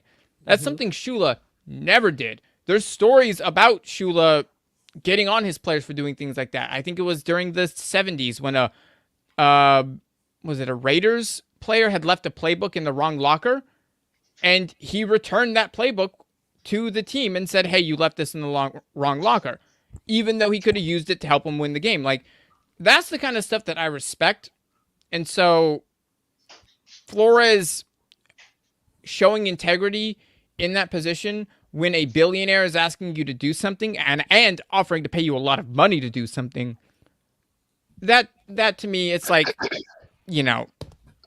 good Hey, for you. Like, Marcus. I wish it had Hey, worked out as the coach. I got a question for you, Marcus. Go ahead. Didn't Harbaugh had already met with Minnesota prior to Flores dropping his suit? So if Stephen Ross really wanted him, he could have interjected and tried to get him before Flores even thought about dropping his bombshell. If he really wanted it. So either way it go, it's all on Stephen Ross on why the Harbaugh is not in Miami or not. 100% sure that Ross and Harbaugh were already in talks. Like, I don't even know if they needed an interview. I'm pretty sure. But I'm just Ross saying would've Flores just was hired out Harbaugh. of the mix. Yeah, that's what I'm saying. It was. Oh yeah, no. Whether What I Flores think came happened- forward with this lawsuit or not, It was all the same irrelevant. day. It was all the same day. What I think happened is that Harbaugh was in talks with Minnesota. Ross. Minnesota Right. with the second time on February 1st. Yeah, I think he was in talks with Ross and he was in talks with the Vikings, but he'd probably been talking to Ross even before Flores got fired, right? Let's be honest, that's just what Ross does. And I think what they were doing was he was waiting till after National Signing Day, and he was waiting until after a few things got settled with Michigan to see if it was the right time to move on. And I don't know if he would have if the news came out and told him, look, I don't want to get involved in this stuff. I'm just going back to Michigan. Who knows? Because Ross definitely could have paid more money than Michigan. But I'm pretty sure that it had something to do with it. And I'm pretty sure Ross and Harbaugh were already in talks long before he even fired Flores, right? I wouldn't be surprised if they were talking to Harbaugh during 1-7. Right. Then he's feeding right into Flores' whole notion of sham interviews. If he had eyes on hiring Harbaugh from the beginning, then he'll feed right into what Flores' mantra is about giving sham interviews to people who, and knowing he was going to hire somebody anyways afterwards. I'll be honest, that's part of the reason why I personally don't like the So Rooney either way, Rule, it's a because trap. Yeah, that's why I say Harbaugh was never in the mix to begin with. I never bought into the Harbaugh. So I wanted to interject and kind of shift gears. Well, somebody had wrote me a long, detailed message on one of my last videos because I had said that McDaniels shouldn't even want to come to this mess at this point, and if he did, it further proves to me that he just wants a head coaching job, which I don't like. That a guy that just wants a head coaching job. Versus somebody who really is the best candidate for the job. So somebody wrote to me and they said, well, they felt that I was being unfair because they brought up Houston and said, Flores, well, what about Brian Flores? Why don't you feel the same way about him? Because Houston, he's still in the running for that job. We already know that how they have racist behaviors. Why would he want to go there? If you apply the same thing, which ain't right. And I wanted to respond to that by saying, you assumed that I'm for Flores going to Houston. If Flores wants to go to Houston, just like Mike McDaniels, it's because he just wants a job. And I don't like that. But his situation is different from Mike McDaniels. Flores is trying to fight to even have a job ever again. And this person said he got guaranteed money and getting paid for the next 2 years. He could sit and wait. Anybody think Flores can afford to wait 2 years to try to get a head coaching job? Or he got to get in now if he even can? You disappear off the landscape. Yes, with everything going on. And with the stigma and with everything going on, if he can't hit when the iron is hot right now, it's gonna be a while. He'll never coach again. This is his best and only chance, and that's grim to get a head coaching job. So he has to. So just like Mike McDaniels, he is Mike McDaniels now. He will take a job just to become a head coach, but he's being forced to because this is his only chance. Mike McDaniels may have several more chances in the future. Honestly, that's the difference to me. I'm never gonna fault a guy for wanting to get a job or for wanting to make more money and all that stuff. So if McDaniels just wants a shot to be a head coach, I can understand that. I'm not gonna fault the guy for it. What I what I don't really like about McDaniels is primarily his inexperience at the head coaching position, because I've seen one too many first-time head coaches. Literally, every single first-time head coach I think we've had for the past 20 years, or every coach we've had for the past 20 years has been a first-time head coach, and I'm just sick of it, right? That's just me personally. But as far as that goes, I don't blame McDaniels for it. But honestly, I just want to see Ross gone at this point, regardless of who the head coach ends up being. That might even be a condition. Like, look, just get all this stuff settled, sell the team or whatever, and I'll be the head coach. Maybe that's what they're having talks. I don't know. At this point, maybe Ross is desperate enough to just be like, fine, right? I'll sell the team. I just need a head coach for it, right? Or maybe McDaniels just doesn't care. I don't know, but I do know that whatever happens 2021 or 2023, we should have a new owner for the Miami Dolphins. Like, well, y'all donate to the channel because I want to buy the Dolphins. All right. More long years of suffering. More long years of suffering for us Dolphin fans. Hey, I don't know your age or anything, but as long as I've been alive and the Dolphins fans, the Miami Dolphins have never hired a head coach on backroom dealing. They've always been public about the list in the target state that they were after. They published it. They made it well known who are the candidates and who are they interviewing, and they went off the list. And it's never been different in the history of this franchise. Until that change otherwise, any backroom dealing type hiring, I'll never believe that the Dolphins would do. That's why I was off. We don't know because Stephen Ross. That's because I wouldn't. He's practiced that himself. But I wouldn't believe the whole meeting with Tom Brady. I wouldn't believe the tanking. But Stephen Ross, I can't put that past him. But yeah, I'm talking about as far as his hiring practice, TD. I ain't talking about the other. But if he could do those things, oh yeah, he could definitely say Harbaugh, we gonna bring you in. Yeah. No, I'm just basing off his past history. Yeah, and that ain't even illegal though. But that ain't even illegal. Yeah. But I'm talking about as far as his hiring practices. Mm-hmm. As far as him making it public on who he's interested in and telling us who he's interested in, and all of a sudden hiring people off the list that he told us about. Maybe. I don't know. I just don't trust Ross at all at this point. Like, I don't trust him to follow the rules. I don't trust him to. I don't even know at this point if he understands the rules, considering he seems to be so flagrant about breaking them. But yeah, I actually got to go here in a few minutes, so I'm just gonna say thanks for having me on, TD. But yeah, I can't get behind people who are attacking Flores for the lawsuits, because like it doesn't make sense to me that you can like or love the game of football but not want integrity in the thing you love. Like, for me, integrity is so important, right? In life in general, but especially in terms of a game, right? Like, if there are no rules to the game, it's not a game. If you're not playing by the rules, you're not playing the game, right? Patriots haven't been playing football for the past 20 years. They've been playing something, but it ain't football, right? And that's why I lose respect. Like, if we won 6 Super Bowls, but we cheated to get them, I'd be upset, right? I'd be very upset. I wouldn't consider them to be true victories for us, because that stuff matters, right? A lot of those who are attacking him for the lawsuit were already attacking him while he was coach, and I was attacking him. I was attacking him as a coach too, right? I'm one of the guys who's like happy that Flores is gone because of the stuff that he did in terms of how he managed the team, how he managed the coaching staff and all this other stuff.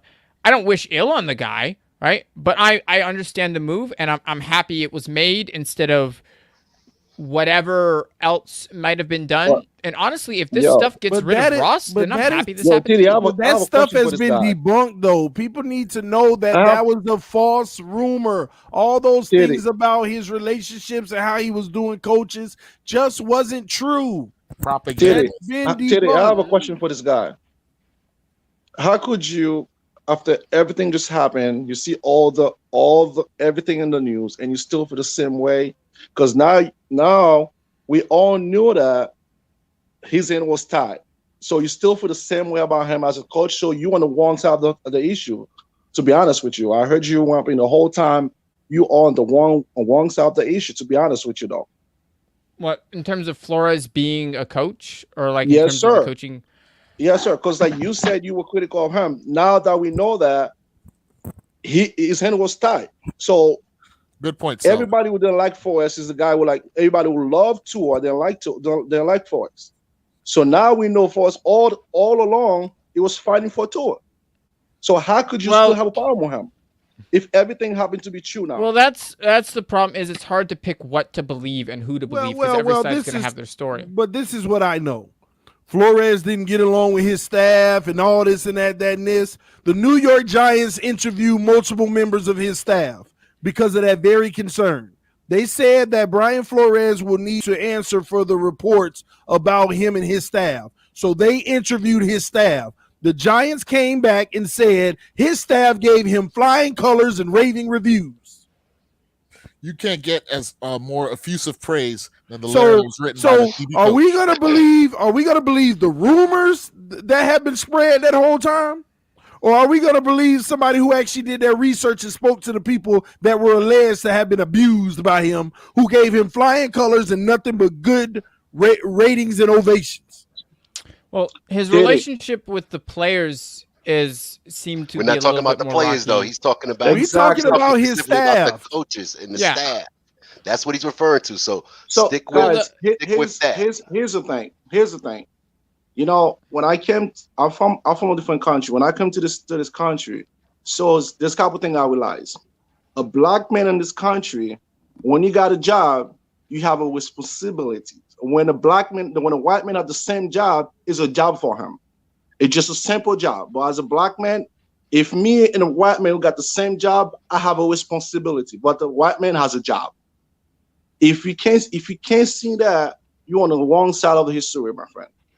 And the demonization of black public officials in this community, there's a long history of that. When we get fired, they dump the whole truck on us afterwards. Exactly. Like you said something earlier, and I see a guy responded back in the comments. You're like, oh, you want to talk about when you give like the analogy about the HR. Like if you were in HR, the boss that you do something. Tell me, I work for a big company, right? So one time I was like to give the same example, and the guy in the comments, I know what you do know because the HR in a big company like they don't play that. Let me tell you, my supervisor tell me to do something, and I knew it was wrong. I tell him yes, I would do it. But when I get back, because when he said that, it was off the record because it was now recorded.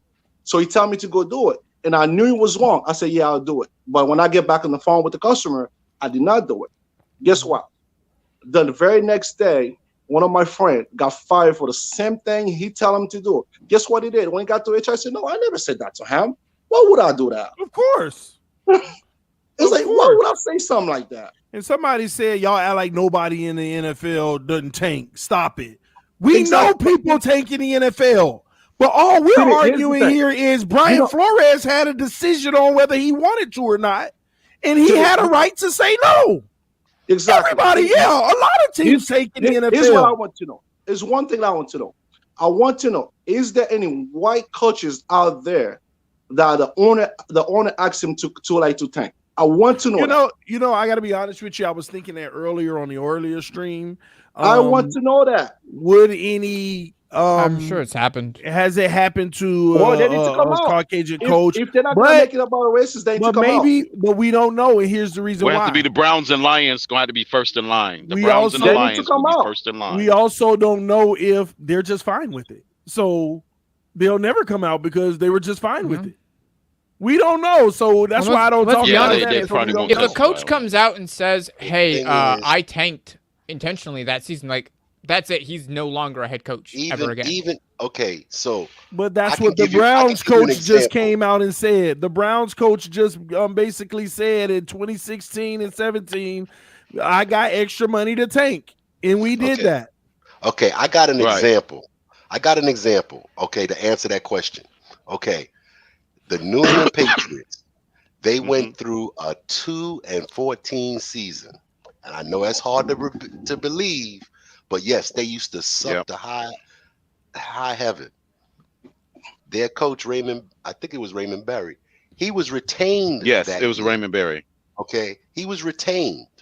Okay, now 2-14, you're basically, if you're tanking. Okay, but he is retained. But the fact that if a black coach had some record like that, he would be fired, and he would not get rehired by anybody because of the stigma involved in having a season like that. That's the difference. That's the difference. And they may not fire you right away. They may let a season pass. Yeah, but like they did with Hugh Jackson, he went he went 0-16 and then 1-15. Yeah, he went 0-16 and 1-15. He went 1-31. Okay, but they got rid of him. And he came out and told you that they were tanking, and he got paid for it. After they had accumulated all the draft picks and the salary cap, he met their recommendation or met their requirement to put the team in the situation to be better long term. They got rid of him.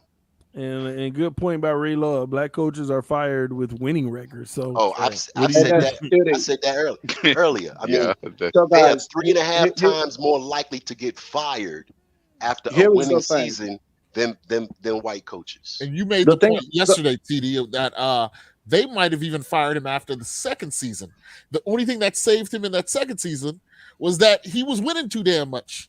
And let me tell you something. Y'all get mad at me all you want, you two in the ears, but first of all, let's look at that second season. Flores didn't want Tua to come play. That was from higher up, right? Because they knew Fitz had an ability to win some games. And I bet you they were mad at Flores in those games Tua was struggling because they probably wanted to tank again, as far as I care. I bet you they were mad that when Flores would put Fitz in the game to finish and Fitz would win, like that Raiders game. And somebody asked me earlier, did Fitz really have COVID? Did Fitz really have COVID? You know, I ain't gonna lie, that was one of the fastest at the end of the season. Ever. Yeah, that was crazy. Fitz is in the protocol, he can't play, but nobody ever talked about it. So one thing I seen, that was a mystery, that Buffalo game. One thing I seen a lot of people tend to like give like turn their head or like. So what happened? White America always tell you like, hey, this is the way it's called. You pull the way it's called. Let me tell you. So every time that you have a conversation that's uncomfortable for them, the first place they go is that you're playing the way it's called. Instead of like paying attention to the subject at hand and to like come together to find a common ground for us as black men in this country to feel like we're a part of this society, they always say we're playing the race card. So the thing about it though, if I want to know that, what make Steve Ross feel so comfortable to go tell Brian to do such thing? I want to know if they can do the same thing with the white coach. It's the same. He didn't value. See. Okay, I'll say it this way. I'll answer it this way, and I don't know for a fact, right? But this is my opinion that some owners do not value the effort, dedication that it took for a black coach to get to where he is, and therefore they feel as though they can ask them to fall on the sword for them. But as you notice, Stephen Ross ain't falling on the sword for the team, but he'll ask a coach to fall on the sword for the team. Right. They obviously disrespect the resume, but this is the term here is implicit bias, right? When it comes to associations with African-American coaches, and the same thing happens in other segments of society too, whereas a white manager or boss may be comfortable talking hip hop slang to you in the workplace. The approach is different. The assumption of professionalism, of ability is biased from jump. And so this waters its way down into into sports interactions as well. You know, this is why a guy like Tony Dungy has to take the stance he does as he carries out his business. You know, you can't afford. Go ahead. And furthermore on that, Kerry P, see, this is where people need to understand race does play a factor in these decisions. I know Stephen Ross hired Flores, right? Okay. Well, he's not racist. He hired Flores and Greer. Right. But why was Mike Tomlin too hip-hop for him? Right. Why would this man say Mike Tomlin is too hip-hop for me? He can't because he can't tell him whatever you feel like. Like people, do you understand what that means? Yeah, he's too hip hop. I mean, here's the basically, thing I need my black man I yeah. need my black man to not be wearing, up north vest and looking, the hood to a degree. Right. I don't want no Scullies and all of that. Fit a certain. I need an Oreo. I need my black man to be clean cut, blah blah blah. Yeah, at least good look one, proper. Marcus. Oreo. Come on, man. He wants an Oreo, coach. Black on the outside, white on the inside. The thing about this, that's too, a guys. perfect one, Marcus. Another thing I've realized too. But sorry to cut you tend- off, though. I do actually have to leave. So it's been a really interesting chat. I wish I could continue it, but I do have some stuff to do. You guys take care. I'll watch the VOD. Yeah, thank you, guys. I'll watch the VOD afterwards. I appreciate all of it. Thank you for having me on the show. Content, have man. a good day. All right, Thank you. Good, Marcus. Good one. One thing also though. What America always think, every time a black man works so hard to get to a place, they'd always discredit you. They think you do a favor to have to hold the position. They always think they do a favor. And whatever happened, it was, you were lucky to have this job. They never think like you worth it, like you work your butt off to get where you are. They always think they do you a favor. Because it shouldn't be like that. Because like I've seen so many comments like, it's lucky you get the job, so it's not racist. No. Because they feel like it's even worse. Some people be like, I gave a black man a chance. Yeah, like versus his credentials giving him his own chance. And that was at play in this situation. Exactly. The 2019 was coming off the heels of the whole furor over Black Lives Matter. The Kaepernick shadow was still, very much available. So there was a lot to be earned, social credit, by making the moves. I believe this is maybe why Caldwell left. Originally, that was blamed on Flores, but I'm thinking Caldwell may have seen the BS going on from the whole front office and said, I don't need to put up with this stuff. I mean, I don't know. I don't know. It wasn't even a candidate of ours. And maybe Flores shared what was going on with Caldwell. And Caldwell said, you know what? This is just too crazy. I'm a bounce. Exactly. Because it was abrupt. Hey, if they can theorize on one side, I can theorize on this side. Caldwell say, I'm too old for this. Yeah. You know what? This conversation reminds me of a movie. And TD, I know you like movies, so I know you'll understand this. No. This reminds me. I'm gonna ask you about that though. A movie, A Time to Kill. You remember the scene with Matt McConaughey and he's explaining in detail how the little girl was abused to the jury, and then he said something. Now close your eyes. Now close your eyes and picture it. Picture it that it was a white girl, and that's the same thing with it ties into what you were talking about with Ron Rivera. Where if you just close your eyes and look at the resumes, you won't even worry about that. Yeah, but he it's said so hard for owners to get past what they see that they don't want to focus on the credentials. Now, I have a couple of solutions that I'd like to put out there. Okay. Solution number one with respect to this hiring. And yes, I can't remember who was the gentleman that said the Rooney Rule doesn't need to be removed, but needs to be enhanced and strengthened. I think that if you had an independent committee of diverse people, Black, white, Hispanic, Asian, okay, that would go before the teams and ask them before they start the interview process. What are your credentials and qualifications for your coach? What do you want? And then afterwards, after that process, interview process, you know, you have an assessment and evaluation of the process independently of these candidates, and the process to see if the candidates truly met those qualifications, and was it the most qualified one that actually got the job. That's number one. Number two, with this draft, with this lottery issue, and getting into the number one pick, hey, bottom 8 teams go into a lottery. That way you solve all this tanking just the way they did in the NBA. Get rid of it, put a system in that gives a certain weight for the losses, but have a lottery. And that way you avoid this tanking issue, because it is impacting the integrity of the game. And we hear it every year in November and December, whether the games are played to the correct level, because teams may or may not be tanking.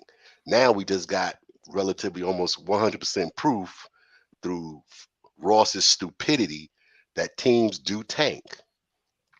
Why not put in that system to de-incentivize losses, to make teams accountable throughout the entire NFL season?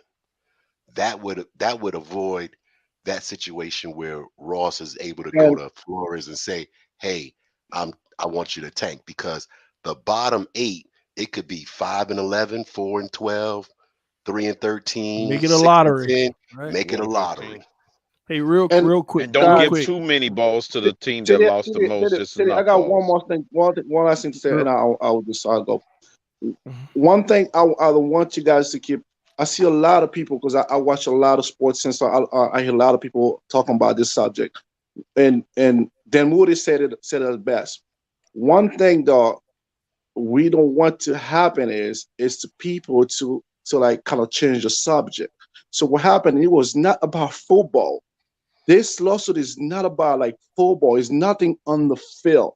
It's all purely about the racisms in the NFL and with the owners. That's all this is about. It's nothing to do with in the field, because they keep trying to make it to do with Flores as a coach and all this and that. Yes, that ain't even it is not about that. And that need to stop. And Teddy, you have the power. Every time you talk to somebody that bring that subject about the football on the field, to not let them change the subject. This is not about that. Because if it was about football, Brian should have been a coach right now. Because we need to think about that. So think about like Detroit right now. Is Kimball still have his job? Yeah. Did they fire him? Fired. Exactly. So please, I want everybody to stop that. So listen, I gotta address a comment in the comment section. And guys, I was supposed to be done at 11, so I'm about to wrap up though. But I gotta address this comment in the comment section, because this is the ridiculous stuff I'll be talking about. Y'all are racist for thinking Ross is racist when he has, again, a black GM, a black head coach, a black offensive coordinator, and a black QB. Come on, y'all. Need to stop with this ish. That's where it stops. So tell me this. So just because you hire black people mean you ain't racist? Right. So exactly. so a slave owner who had black people work for him ain't racist? Right. So just exactly. like the Houston and that was 100% Texans, employment. Just like the Houston Texans owners said, we can't let the prisoners run the asylum, but since those guys that were working for him were black, then he ain't racist. If you don't use the N-word, you're not racist. So stop with the dumb stuff, all right? Stop making excuses. Right. At the end of the day, that's the whole point. Racism is about superiority. It's about the superiority complex. To have the power to impact your status.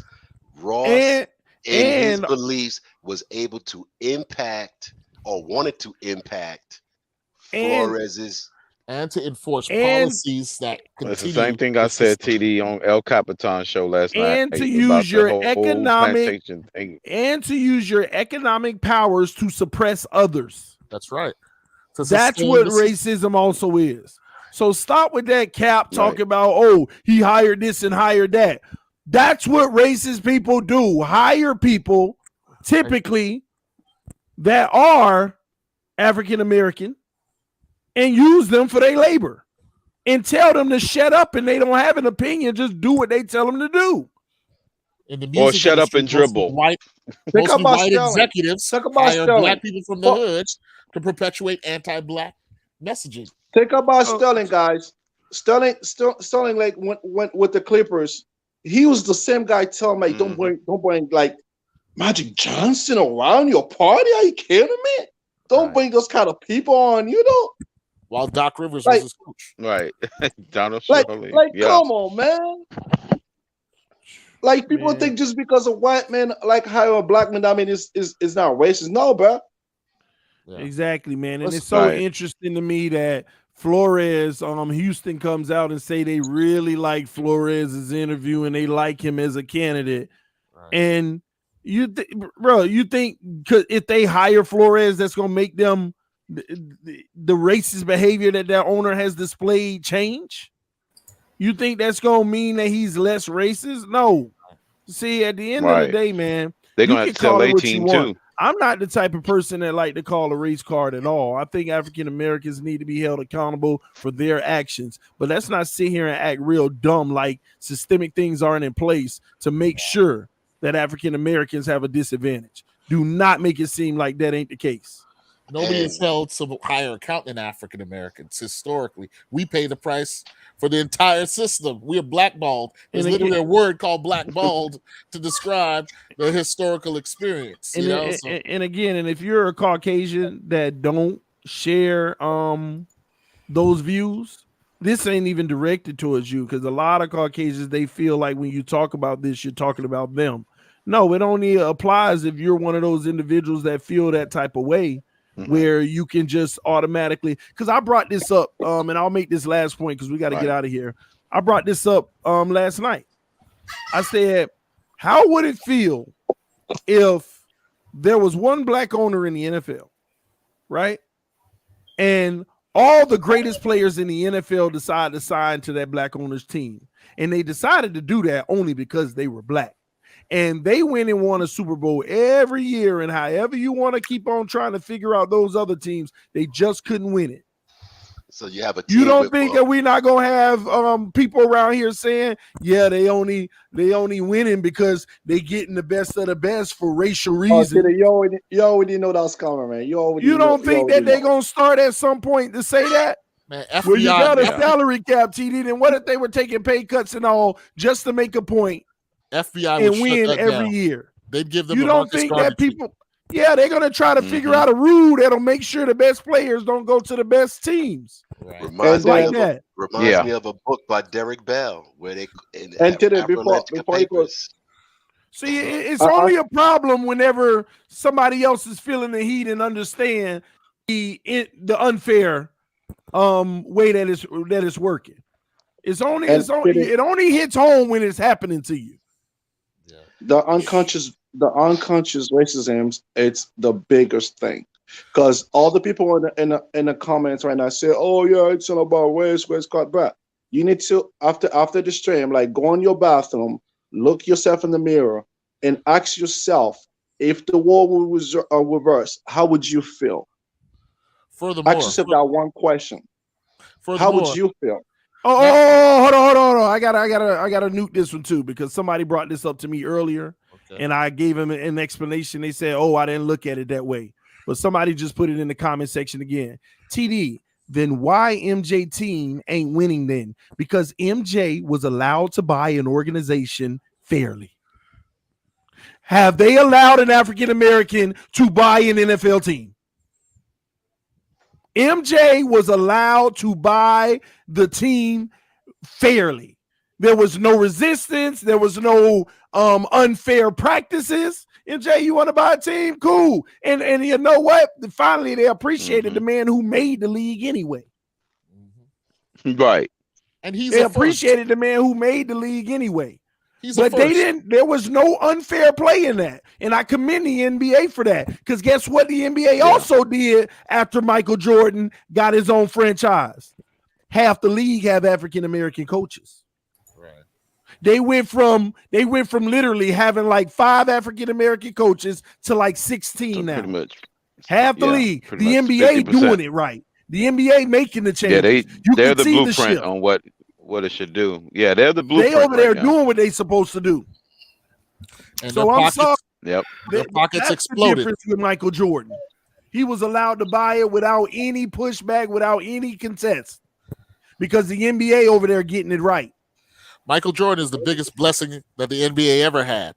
I mean, everybody's pockets have exploded over there because of the Jordan effect. I mean, before that was Magic and Bird, but really the popularization of that sport was a Jordan effect. Was mostly a Jordan effect. And stop the stupid lies that you got to be a billionaire to own an NFL team. It's not true. All you got to do is come in with your partner and group.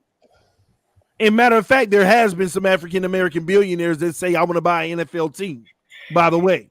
But all you have to do is come in with your partner and group and have enough money. Just like the Miami Dolphins. Right. Do y'all realize that they are not 100% owned by Stephen Ross? Right, they have minority partners. And another thing, tell me what owner in the NFL now, outside of maybe 5 of them, paid more than $1 billion for the team to begin with. Right, Jerry Jones show didn't. He only paid like a couple $100 million. That's the most expensive franchise. He only paid a few hundred million.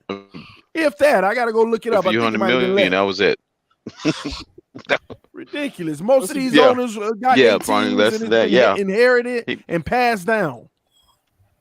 Listen, guys, I only have one more statement to make, and it's only it doesn't. Yeah, they didn't buy it out, right? Just to follow up, they're not like Jeff Bezos. Listen, man, I'm so sorry, bro. Go ahead. If you gotta cut it. Yeah, we got to get out of here, but I got to hear from Roberto first. He didn't say nothing yet, so I'm gonna make sure he has that opportunity. Go ahead, bro. I just got 2 quick points. I think one on the lawsuit stuff.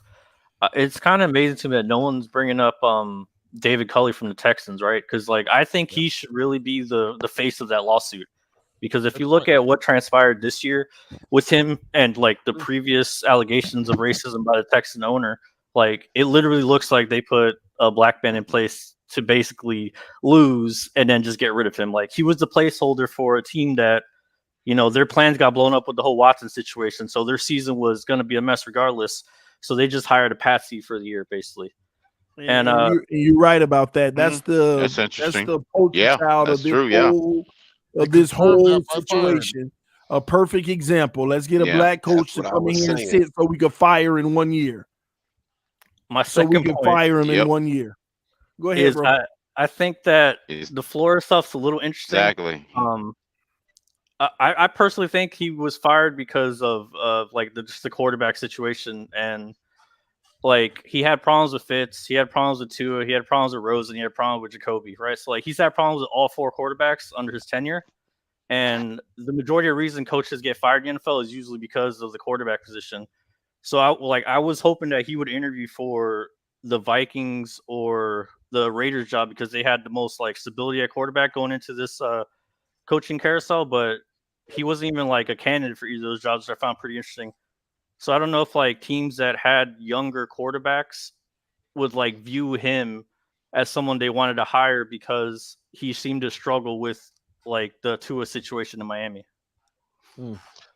Yeah, but now you're believing into the false narrative, and it might be. It actually was that Flores was protecting Tua, or at least when he was supporting Tua and put him in the position this year, and he was doing things that was basically things that he should have not done at that point in his development.